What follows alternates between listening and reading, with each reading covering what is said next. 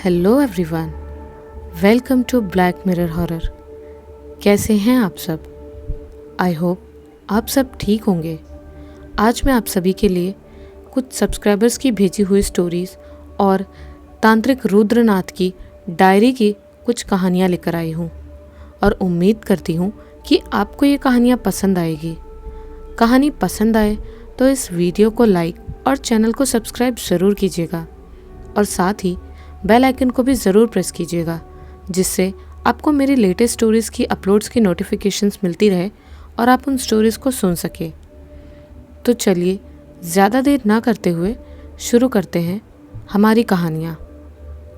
हमारी पहली कहानी हमें भेजी है दिलीप जी ने, तो ये कहानी मैं उन्हीं के पॉइंट ऑफ व्यू से आपको सुनाऊंगी। तो चलिए शुरू करते हैं हमारी कहानी। हेलो, मैं दिलीप, मैं उड़ीसा से हूँ। मेरे साथ एक घटना ऐसी घटी जो मैं आज आप सभी को बताने जा रहा हूँ। ये घटना 2019 जुलाई महीने की एक रात की है। उस दिन रात में मेरे एक फ्रेंड का बर्थडे था और मैं और मेरा भाई हम सुबह ही निकल पड़े अपने दोस्त के घर के लिए, जो कि मेरे घर से 35 किलोमीटर दूर पड़ता था। मेरा फ्रेंड से मिलने हम दोनों पहुंच गए, पर दिन के 2 बज गए थे। तो हम दोनों, मैं और मेरा भाई, फ्रेंड को बर्थडे विश किए। तब और एक फ्रेंड भी मिलने आ गया और अभी हम 4 लोग हो गए।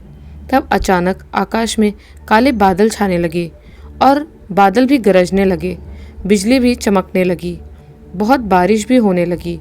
इतनी बारिश कि शाम भी हो चुकी थी। तब हम चारों में से एक फ्रेंड, जिसका नाम दिनेश था, वो बोला कि आज हम सब लोग एक होटल में रुक जाते हैं और बर्थडे पार्टी भी सेलिब्रेट कर लेंगे। तो हम सब लोग भी हाँ बोल दिए। उस दिन बारिश रुकने का नाम ही नहीं ले रही थी। तभी हमारा एक फ्रेंड गया, जिसका नाम दिनेश था, और वो कुछ ही देर में एक होटल ढूंढ के आ गया और बहुत शाम भी हो गई थी। हम लोग डायरेक्ट होटल के लिए चल दिए।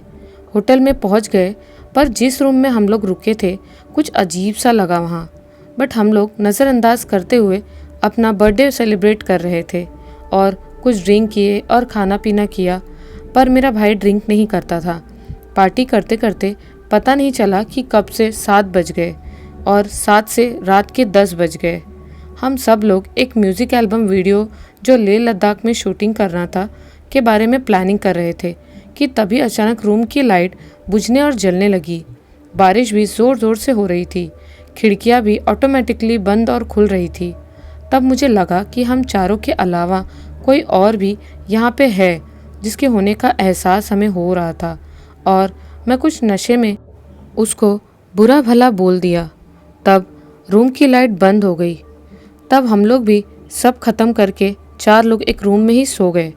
अचानक मुझे सोता हुआ ऐसे लगा कि कोई मेरे गले को दबा रहा है और बोल रहा है कि तूने मेरे बेटे के साथ गलत क्यों किया, क्यों? तब मैंने मेरी आँख खोली और देखा कि मेरे सामने कोई औरत खड़ी है जो पूरी सफ़ेद सफ़ेद है, पर ठीक से दिखाई नहीं दे रहा था। पता नहीं मुझे क्या बोला उस औरत ने कि मैं उसके पीछे पीछे रूम से निकल गया और कुछ दूर गया था कि पीछे से मेरे भाई ने मुझे ज़ोर ज़ोर से बुलाया कि इतनी रात को रूम से कहाँ जा रहा है। कि मुझे होश आया और मैं रूम के बाहर क्या कर रहा हूँ ये सोचने लगा, और अभी अभी वो औरत कहाँ गायब हो गई, ये सब कुछ समझ नहीं आ रहा था। ये बात रात के करीब 3 से 3:30 बजे के बीच की है। जब मैं रूम को वापस आया तब से हम 4 लोगों की नींद उड़ चुकी थी, बट हम सब सुबह का इंतज़ार कर रहे थे कब सुबह हो, और हम उस होटल से भागना चाहते थे। होटल पे एक पल भी नहीं रुकना था अब हमें। और जब सुबह हुई तो सीसीटीवी भी चेक किया, पर कुछ नहीं निकला। सिर्फ फुटेज में मैं अकेला था। मुझे पता ही नहीं कि वो औरत कौन थी और मैंने उसको नशे में क्या क्या कहा था, और जो वो भी था सच था या कोई मेरा इल्यूजन था।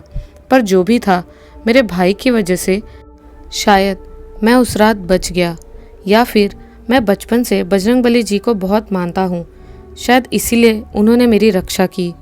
जो भी हो, पर ये मेरे साथ घटी एक सच्ची घटना थी जो मैं आप लोगों से शेयर कर रहा हूँ। तो चलिए अब सुनते हैं हमारे एक और सब्सक्राइबर के साथ घटी एक सच्ची घटना। मेरा नाम अशोक बेहरा है। मैं चिरीमिरी का रहने वाला हूँ। ये घटना उस समय की है जब मैं 3rd क्लास या 4th क्लास में पढ़ता था। मेरे घर में 2 सिस्टर और माँ पापा रहते हैं। पहले हम सब डोमन हिल में रहते थे। फिर पापा का ट्रांसफ़र हो गया तो हम चिरीमिरी के जीएम कॉम्प्लेक्स कॉलोनी में आ गए।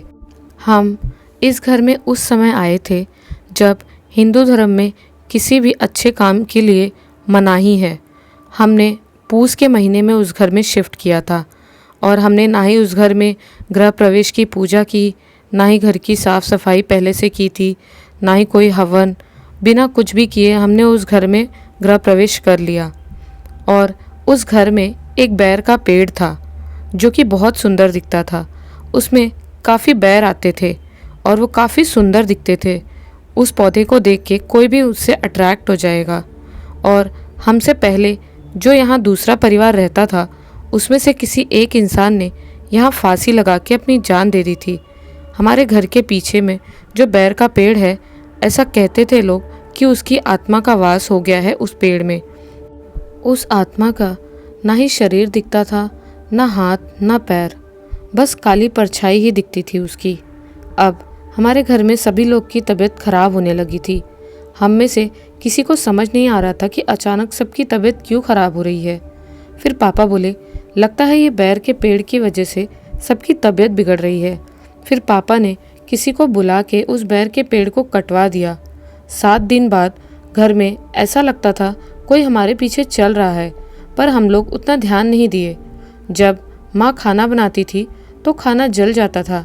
ऐसा नहीं है कि माँ को खाना बनाने नहीं आता था, माँ बहुत अच्छा खाना बनाती थी, पर कुछ दिनों से खाना जल जाता था। घर में माँ पापा की लड़ाई होने लगी। दोनों छोटी छोटी बातों पे लड़ने लग गए थे।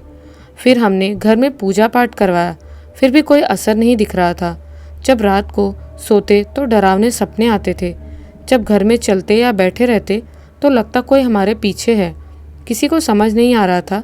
घर से पैसे गायब होने लग गए थे और पापा अपने मंथ का पेमेंट ला के माँ को देते तो रात में पैसे गायब हो जाते थे।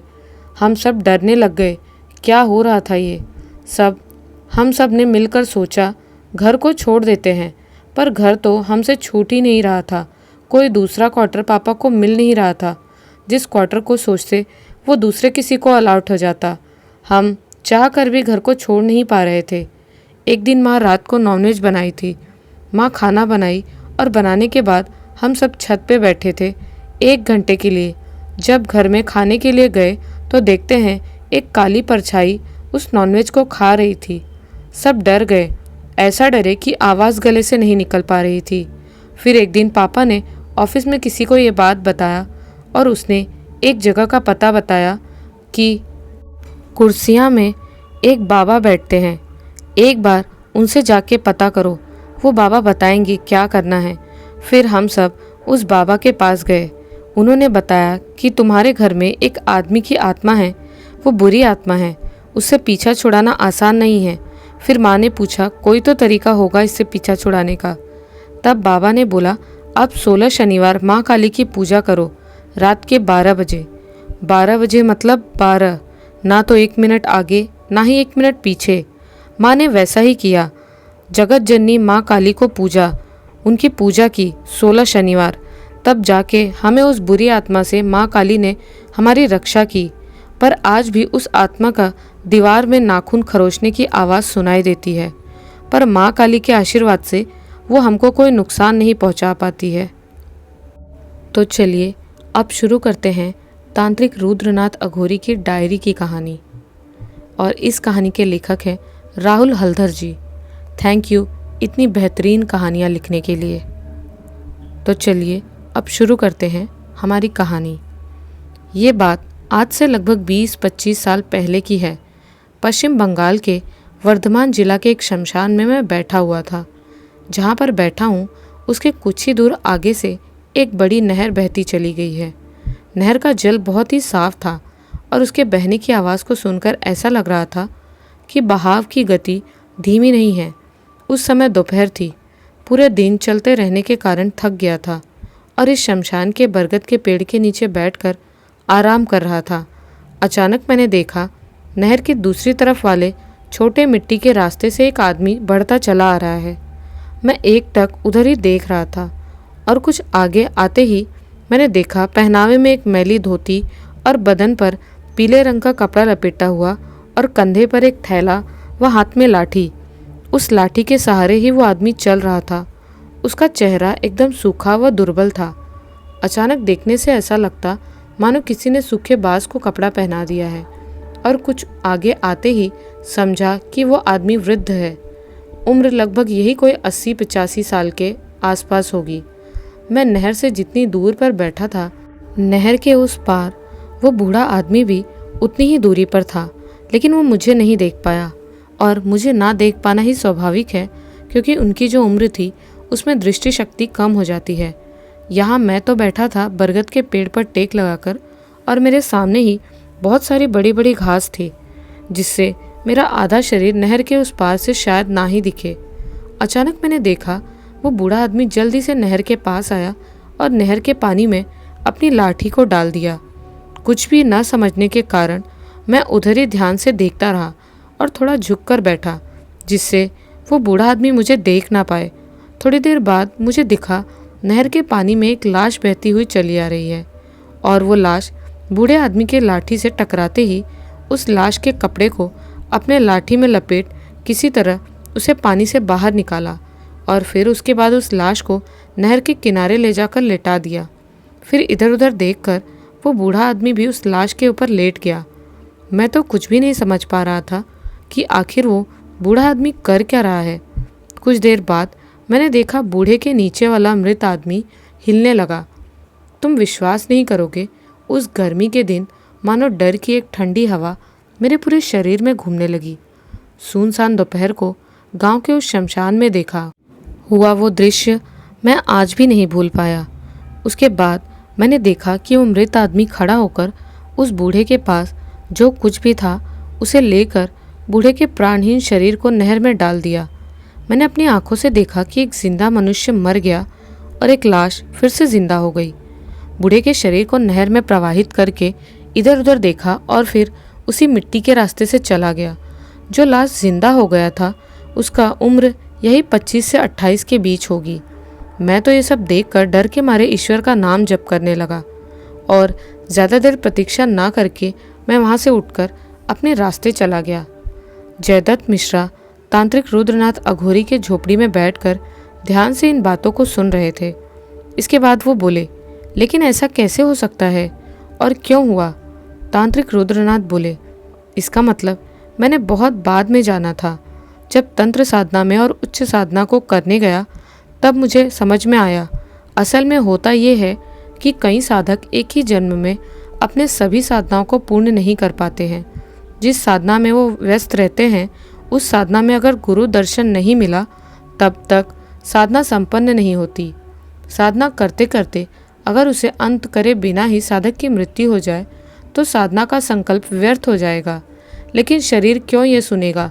शरीर तो एक न एक दिन नष्ट ज़रूर होगा, लेकिन आत्मा कभी खत्म नहीं होती। असल में शरीर के एक पुराने कपड़े की तरह, जैसे हम अपने पुराने खराब कपड़ों को फेंक कर नए कपड़े पहनते हैं, लेकिन क्या पुराने कपड़े को फेंकने से हम मर जाते हैं? ठीक उसी तरह है आत्मा। आत्मा के लिए शरीर है एक कपड़े की तरह जो एक समय नष्ट हो जाता है, लेकिन आत्मा को कुछ भी नहीं होता। बाद में मुझे समझ में आया कि उस दिन का वो बूढ़ा आदमी कोई उच्च कोटि का साधक था। किसी बड़े साधना में जुड़ने के कारण उस साधना को समाप्त करने के लिए अपने शरीर को नहर में बहते उस मृत युवक के शरीर से बदल लिया, जिससे वो अपने साधना को निरंतर कर सके। साधना करने से ऐसी शक्तियाँ भी मिलती हैं। साधना व योग शक्ति से अपने आत्मा को वश में किया जा सकता है। इतना बोलकर तांत्रिक रुद्रनाथ शांत हुए। जयदत्त बोले, सचमुच कितने सारे विचित्र बातें हैं इस जगत में जिसके बारे में हम सोच भी नहीं सकते। तांत्रिक बोले, हाँ, इस पृथ्वी पर ऐसा बहुत कुछ है जो साधारण मनुष्य की सोच से परे है। मनुष्य सोचता है कि वो अपने आंखों से देखता है, उसके बाहर और कुछ भी नहीं है। ऐसा बहुत कुछ है जो केवल अनुभव किया जा सकता है, लेकिन आंखों से नहीं दिखाई देता। जैसे हवा अनुभव कर सकते हो, लेकिन क्या इसे आंखों द्वारा देख सकते हो? असल में मनुष्य भूल जाता है कि उसके पूरे मस्तिष्क से ये जगत बहुत ही बड़ा है।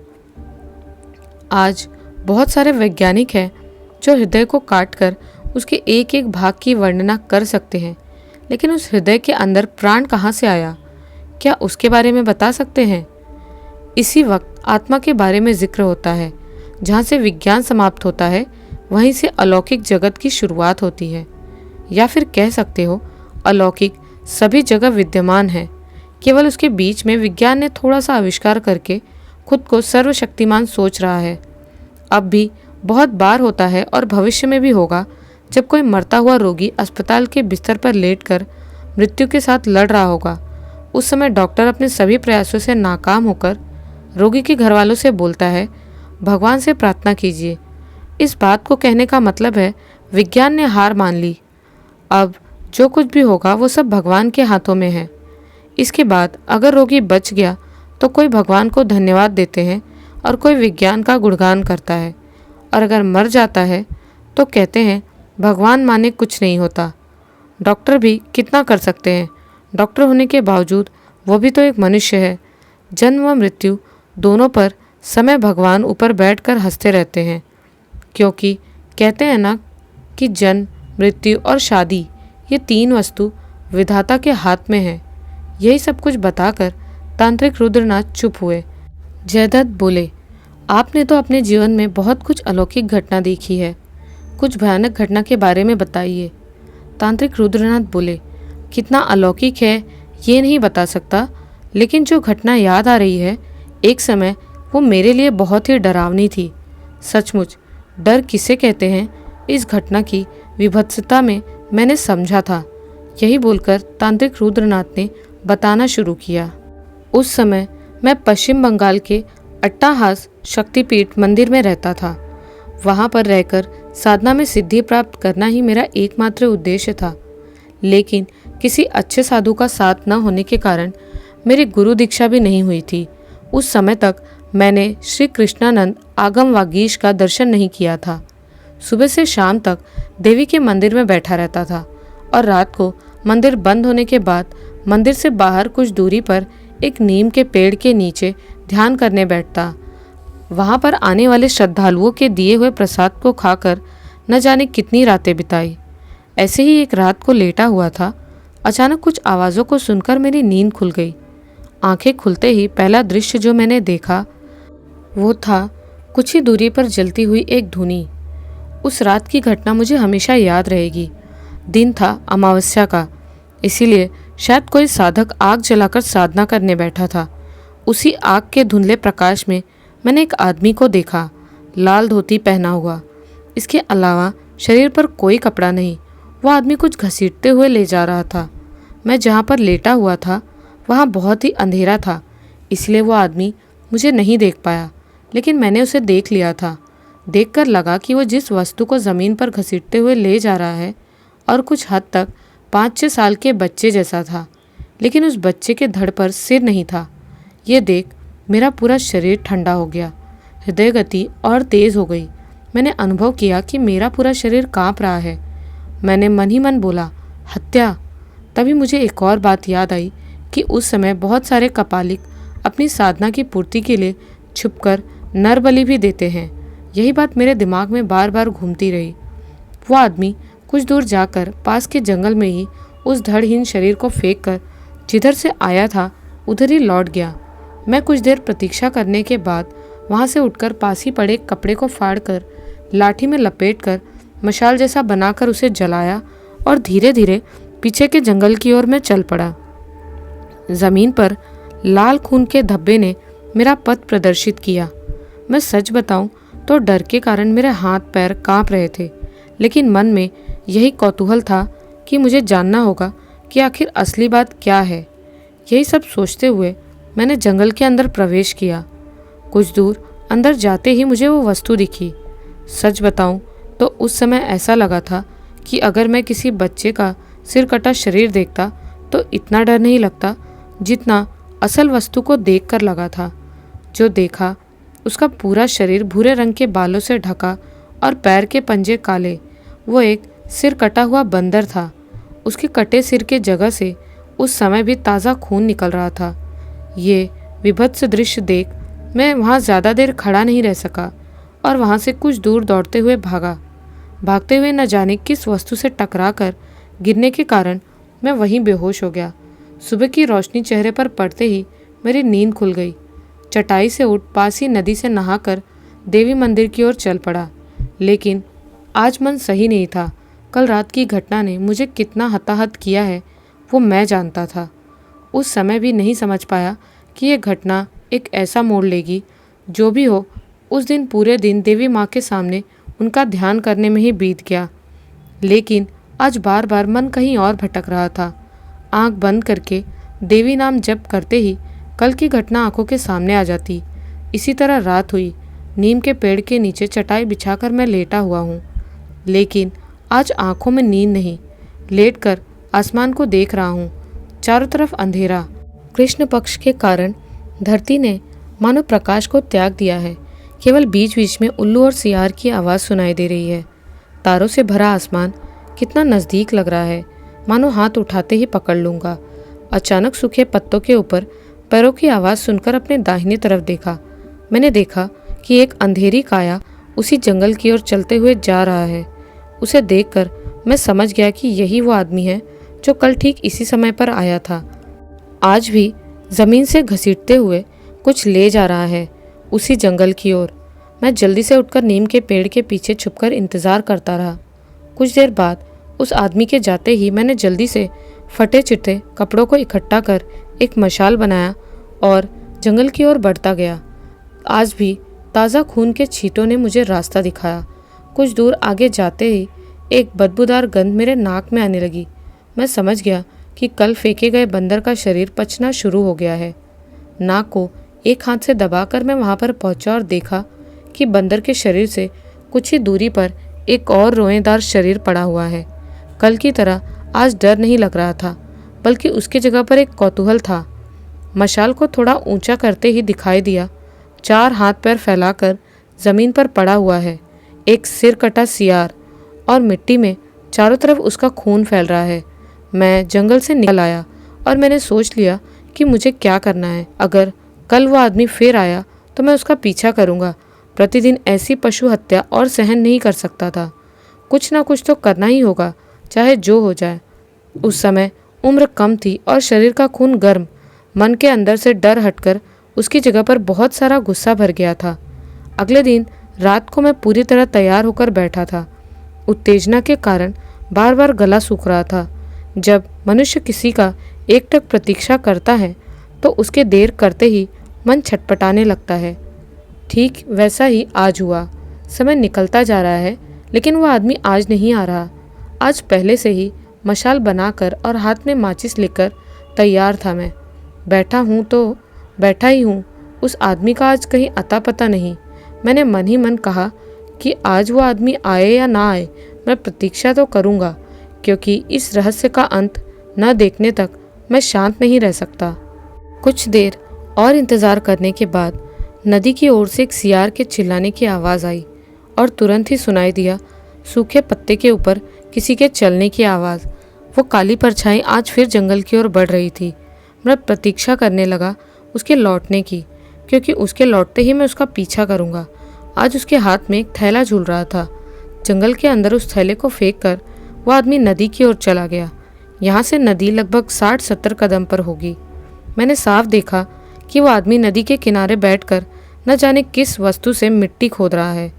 कुछ देर खोद कर वहाँ से कुछ निकाला और उसे नदी के पानी में धोने के बाद वो नदी के किनारे की ओर आने लगा। मैं पूरी तरह तैयार था। उस आदमी के सामने वाले रास्ते पर कुछ दूर आगे जाते ही मैं भी पीछे पीछे चलता रहा। उस समय अट्टाहास शक्तिपीठ में रात को कोई भी नहीं आता था। अगर उस समय किसी शहरी आदमी को वहाँ छोड़ दिया जाए, वो आसपास के परिवेश को देखकर मूर्छित ही हो जाए। उस आदमी के लगभग 20 गज दूरी पर मैं धीरे धीरे चल रहा था। चारों ओर अंधेरा, केवल आसमान में जो तारे हैं मैं उन्हीं की रोशनी में देख रहा था। उस आदमी के बाल कंधे तक व पहनावे में केवल एक लाल धोती और शरीर पर मोटा सा एक जनेऊ। इसी तरह चलते चलते कुछ दूरी पर ही वो आदमी रुक गया। मैं भी रुक गया। इस समय मैं जहाँ पर पहुँचा हूँ वहाँ पर बलि दिया जाता है। उस आदमी ने बलिस्थान के लकड़ी को छूकर एक बार प्रणाम किया। इसके बाद कुछ और आगे आकर एक पीपल के पेड़ के नीचे बैठ नदी के किनारे से जिस वस्तु को लाया था उसे रख कर न जाने क्या करने लगा। ये जगह बहुत ही निर्जन है। दिन के रोशनी में भी यहाँ पर कोई नहीं आता। मैं एकटक उधर ही देखता रहा। कुछ देर बाद वो आदमी खड़ा हुआ, फिर एक बार इधर उधर देखकर सामने की ओर चलने लगा। कुछ दूरी पर एक छोटा झोपड़ी जैसा दिखाई दे रहा है। उसी में वो आदमी अंदर चला गया। मैं अपनी जगह पर कुछ देर और खड़ा रहा। इसके बाद मैं धीरे धीरे आगे बढ़ गया पीपल के पेड़ की ओर। इधर उधर एक बार देखने के बाद मैंने अपने हाथ में लिए हुए मशाल को जलाया। मशाल की रोशनी में देखा कि पीपल के पेड़ के नीचे वर्ग जैसा एक गड्ढा बना हुआ है और एक लाल कपड़ा उसके ऊपर बिछाया गया है। लाल कपड़े के चारों कोनों पर छोटा छोटा पत्थर का टुकड़ा रखा गया है जिससे वो उड़ न जाए। मैं सोच में पड़ गया कि कपड़े को हटाऊं या नहीं। उस आदमी के हाव भाव को देखकर कपालिक जैसा लगा था, इसीलिए मैं कुछ ज़्यादा ही सोच रहा था। अगर कोई अमंगल हुआ तो, क्योंकि तंत्र मंत्र में बहुत ही शक्ति होती है। फिर मन ही मन सोचा कि जो होगा देखा जाएगा। मेरे मन का कौतूहल तो खत्म होगा। देवी काली का नाम लेकर लाल कपड़े को हटा दिया और कपड़े को हटाते ही मेरा पूरा शरीर डर से कांपने लगा। ऐसा दृश्य मैंने पहले कभी नहीं देखा था। मैंने देखा कि उस चौकोर गड्ढे में है 5 कटे हुए सिर, लेकिन पांचों सिर 5 प्रकार के थे। एक बंदर का सिर, एक सियार का सिर, एक नेवले का सिर, एक नाग का सिर, एक नर कंकाल का सिर। और उसके अंदर सांप और नेवले के सिर को देखकर लगा कि उसे आज ही काटा गया है, क्योंकि उस समय भी उनसे ताज़ा खून निकल रहा था। और नरमुंड को ही वो उस समय नदी के किनारे से लाने गया था। और जिस थैली को उसने जंगल में फेंका था उसमें सांप और नेवले का सिर कटा हुआ शरीर था। मैं वहाँ पर और नहीं रुका, उठकर लौटने लगा। कुछ कदम बढ़ाते ही पीछे से किसी ने बहुत ही भारी आवाज़ में बोला, रुको, कहाँ जा रहे हो? कपड़े को हटाकर जो देखा उसे फिर से कौन ढकेगा? इतना आवाज़ सुनते ही मेरा हृदय मानो धड़कते हुए बाहर ही आ जाएगा। मन ही मन सोचने लगा, अब नहीं बच सकता। दौड़कर वहाँ से भाग जाऊँगा, वो शक्ति भी नहीं है। पैर मानो हिलना ही नहीं चाहते और पूरा शरीर भारी हो गया है। डर के कारण शरीर कांप रहा है और मुझे सुनाई दे रहा था सूखे पत्ते के ऊपर चलने की आवाज़। कोई मेरी ओर धीरे धीरे बढ़ रहा है। मैंने अपने कंधे पर एक हाथ महसूस किया। इसके बाद आवाज़ सुनाई दिया, रुद्र, मैं जानता था कि तुम आओगे, लेकिन बहुत देर कर दिया तुमने बच्चा। ये सुनने के बाद मैं थोड़ा घबरा गया। मेरे हाथ व पैरों में एक झंझनाहट और माथे पर एक बहुत ही ठंडी हवा बहने लगी। मैं पीछे की तरफ घूमा और मशाल की रोशनी में उस आदमी को देखा। उस आदमी के माथे पर एक उज्जवल छोटा सा तिलक था। आदमी ने कुछ बोला नहीं, केवल मेरे आंखों में देखते हुए मुझे छू कर खड़े रहे और तुरंत ही आंखों के सामने के दृश्य बदलने लगे। मैं किसी दूसरी दुनिया में खो गया। मैंने देखा कि एक ज्वलंत पिंड आसमान से नीचे उतर रहा है। इसके बाद उससे उत्पन्न हुआ एक छोटा सा बच्चा। एक बच्चे ने जन्म लिया। इसके बाद आसमान के रंग बदलने लगे। आसमान का रंग काला और चारों तरफ आग। नदी का पानी लाल रंग का, एकदम खून जैसा।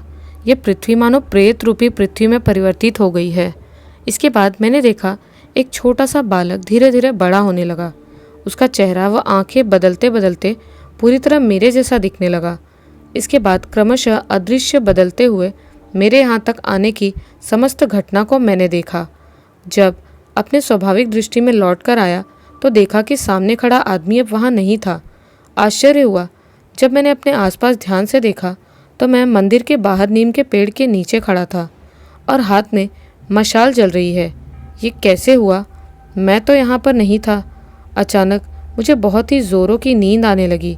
न चाहते हुए भी शरीर ने मुझे सोने के लिए बाध्य कर दिया।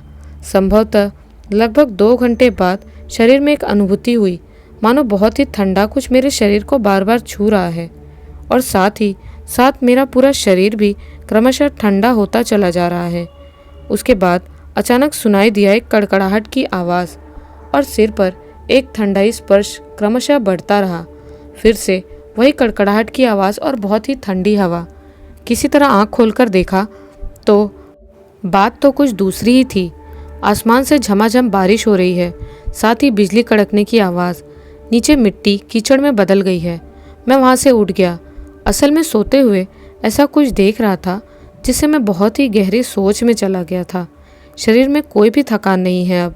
उस बरसात में भी शरीर में गर्मी महसूस कर रहा था। मन बहुत ही शांत है। कोई जटिलता नहीं है, कोई अविश्वास नहीं है, कोई संदेह नहीं है। सीने में है केवल सुंदर प्राणवायु। मेरा बारिश की ओर कोई ध्यान नहीं। मैं उस समय अपने में ही खोया हुआ था।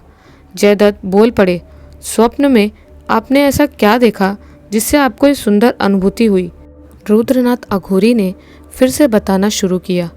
सबसे पहले देखा आंखों के सामने गहरा अंधेरा, और उस अंधेरे को चीर कर आगे बढ़ रहा है एक उज्जवल नीला शरीर, और उनके पूरे शरीर में एक भी कपड़ा नहीं है। संपूर्ण निर्वस्त्र एक व्यक्ति पास आकर मेरे हाथ को पकड़ मेरे कान में बोले, आज तुम्हारी वजह से मेरी एक जटिल साधना पूर्ण हुई है। तो मैं आशीर्वाद देता हूँ कि जल्द ही तुम्हें दीक्षा के साथ ही गुरुमुखी विद्या की प्राप्ति होगी। असल में मैं पिछले 2 वर्ष से एक साधना में लिप्त था, इसलिए मुझे मौन व्रत का पालन करना पड़ा।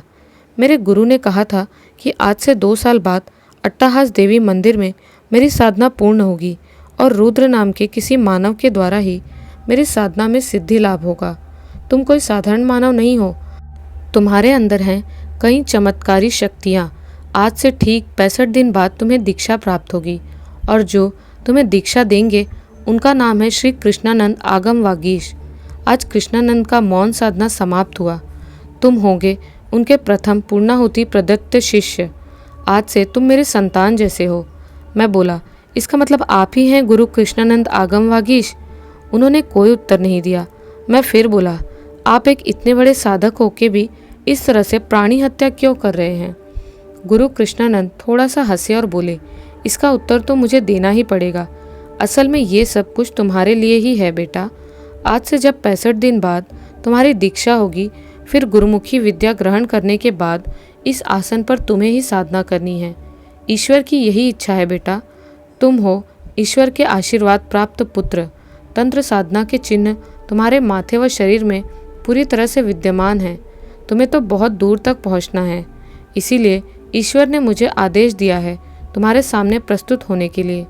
ये शुरू हुआ आज से 2 वर्ष पहले मेरे साधना के सबसे अंतिम पर्व में था, यही कि तुम्हारे लिए इस क्रिया की व्यवस्था करना और तुम्हारे द्वारा छुए गए पंचमुंडी तक तुम्हें पहुंचा देना।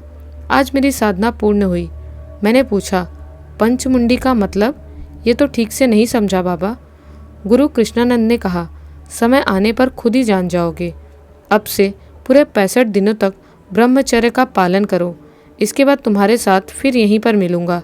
इतना बोलकर वो गायब हो गए, और इसके बाद आंख खुलते ही देखा बारिश हो रही है। इतना बताकर तांत्रिक रुद्रनाथ शांत हुए। जयदत्त बोले, इसके बाद क्या हुआ और ये पंचमुंडी क्या है? रुद्रनाथ बोले, उसके ठीक 65 दिन बाद मेरे गुरु दीक्षा श्री गुरु कृष्णानंद आगम वागीश के द्वारा ही हुआ। ऐसे ही अद्भुत घटना द्वारा मुझे गुरु कृष्णानंद का दर्शन हो गया था। ये दूसरी बात है, मैं तुम्हें किसी दूसरे दिन बताऊंगा। अभी मैं तुम्हें पंचमुंडी आसन के बारे में बताता हूँ। पंचमुंडी का आसन एक बहुत ही शक्तिशाली आसन है। इस आसन पर बैठकर साधना करने से एवं उस साधना में सिद्धि प्राप्त करने पर साधक को बहुत सारी चमत्कारिक शक्तियाँ मिलती हैं। किसी साधारण साधक के लिए ये काम नहीं है। पूर्ण दीक्षित साधक के अलावा किसी को कोई अधिकार नहीं है इस आसन में बैठने का। पूर्ण दीक्षित व गुरु के आदेश के बिना इस आसन पर बैठना निषेध है। 5 सिर की आवश्यकता होती है इस आसन को बनाने के लिए, और इसे किसी वीरान व जंगल में तैयार किया जाता है। वो जगह ऐसी होनी चाहिए जहाँ पर कोई भी ना जाए। यह आसन तैयार करने के लिए कुछ पेड़ की भी आवश्यकता होती है, जैसे बेल का पेड़, नीम, वट अथवा पीपल। इन्हीं पेड़ों के नीचे पंचमुंडी आसन तैयार किया जाता है। 5 मुंड अर्थात सिर की ज़रूरत होती है, जिसमें है मनुष्य के सिर, नाग का सिर, सियार का सिर, नेवले का सिर और बंदर का सिर। जिस जगह पर इस आसन को स्थापित किया जाएगा उस जगह को पहले संरक्षण करना होगा, फिर पंचद्रव्य क्रिया से शोधन करना होगा। इसके बाद वहाँ पर 1 महीना बैठकर साधारण जप तप करना होगा। इसको करने से उस जगह पर एक ऊर्जा का संचार होता है, और ऊर्जा संचार होने के बाद चौखट के जितना माप लेकर लकीर खींच दिया जाता है। इसके बाद आता है मुंड की बात। अब उन 5 मुंडों को छोटे से चौकोर गड्ढे में रखा जाता है, लेकिन इसे केवल अमावस्या, चतुर्दशी व कृष्ण पक्ष के दिन ही किया जाता है, क्योंकि तंत्र जगत है अंधेरी दुनिया का क्रियाकलाप एवं गुप्त कर्म की जगह। पूर्णिमा की रोशनी में ये संसार चमकता रहता है। उस समय तंत्र की क्रियाएं नहीं होती हैं। इसीलिए अमावस्या व कृष्ण पक्ष ही सबसे श्रेष्ठ दिन होते हैं। पूरे 45 दिन उस मुंड के ऊपर बैठकर साधना करना होता है और विभिन्न क्रियाओं के द्वारा उन मुंडों को जगाना पड़ता है। इससे उनके अंदर एक ऊर्जा व प्राण संचार होता है। प्राण संचार का मतलब ये नहीं है कि मुंड हिलने लगेंगे व बात करेंगे। इसका मतलब है कि मुंड के अंदर एक ऊर्जा को तैयार करना, जिसे नग्न आंखों द्वारा नहीं देखा जा सकता, इसे केवल महसूस किया जाता है। इसी तरह 45 दिन साधना करके उन 5 मुंडों को जगाना पड़ता है। उसके बाद उस गड्ढे को पत्थर के ढकने से ढक दिया जाता है। 9 दिन का समय लगता है पंचमुंडी आसन तैयार करने में। साधक को 9 दिनों का संकल्प लेना पड़ता है। इन 9 दिनों के संकल्प में साधक को सभी दिन सात्विक भोजन करना होता है और पूरे दिन में एक बार ही खाएगा। अकेले रहना होगा और पूर्ण ब्रह्मचर्य का पालन करना पड़ेगा। इसके बाद मुंड स्थापन करेगा। मुंडी स्थापना के बाद इसमें लगने वाले सभी पदार्थ वस्तुओं को उस गड्ढे में प्रदान करना होगा, जैसे चंदन, कुमकुम, तेल, शराब, शुद्धि व वस्त्र इत्यादि। द्रव्य में अत्यंत जरूरी कुछ द्रव्य हैं, जैसे श्वेत मकाल का जड़, अश्वगंधा, लाल वस्त्र, लाल चंदन, सफ़ेद चंदन, पीला चंदन, चमेली का तेल, सिंदूर, कस्तूरी इत्यादि। इन सभी को मिलाकर 5 मुंडों पर तिलक करके उन 5 मुंडों के अमंगलकारी शक्ति से उन्हें मंगलकारी शक्ति में परिवर्तित करना पड़ता है। क्योंकि ये मृत हैं, इसीलिए इनकी ऊर्जा अमंगलकारी होती है। इसके बाद इन 5 मुंडों की ऊर्जा को एक साथ मिलाना होगा। ऊर्जा संगम के 9 दिनों बाद इनकी पूजा करनी होगी। पूजा व साधना ये सभी एकांत व गुप्त विधि है। सभी विधि खत्म करके इस स्थान को ढकना होगा। इसके बाद साधक इस आसन पर बैठकर अपनी साधना पद्धति से साधना कर सकता है, जो पूरी तरह से गुरुमुखी विद्या है, जिसे साधारण मनुष्य के सामने प्रकाश करना निषेध है। और भी कुछ नियम हैं, जैसे पंचमुंडी साधना के समय साधक को संपूर्ण सात्विक रहना होगा, वह संपूर्ण ब्रह्मचर्य का पालन करना होगा। और सबसे बड़ी बात है कि पंचमुंडी आसन में साधना करते वक्त साधक को पूरी तरह दिगंबर होकर बैठना पड़ेगा। उसके शरीर में कोई भी बंधन नहीं रहना चाहिए। इस साधना को करने के लिए गुरु की अनुमति ज़रूरी है। अगर ऐसा नहीं किया तो साधक को क्षति भी हो सकती है। विधि पूर्वक इस साधना को करने से साधक को बहुत सारी चमत्कारी शक्तियाँ प्राप्त होती है। उसका कुंडलिनी जागृत होता है। और एक बात, इस साधना को नारी पुरुष कोई भी कर सकता है, क्योंकि ईश्वर के सामने सभी समान हैं। पुरुष, नारी व प्रकृति सब उन्हीं के द्वारा बनाया गया है, इसीलिए इसमें कोई भी भेद नहीं रहता है। और एक प्रकृति साधक इन सभी भेद अभेद से मुक्त होकर ही एक प्रकृति साधक बनता है। इतना सब कुछ बताकर तांत्रिक रुद्रनाथ शांत हुए। जयदत्त बोले, हाँ, आपने सही कहा। कैसी लगी आपको ये कहानियाँ? हमें कमेंट्स में ज़रूर बताएं। मिलती हूँ एक नए वीडियो में कुछ नई और डरावनी कहानियों के साथ। जय माँ काली।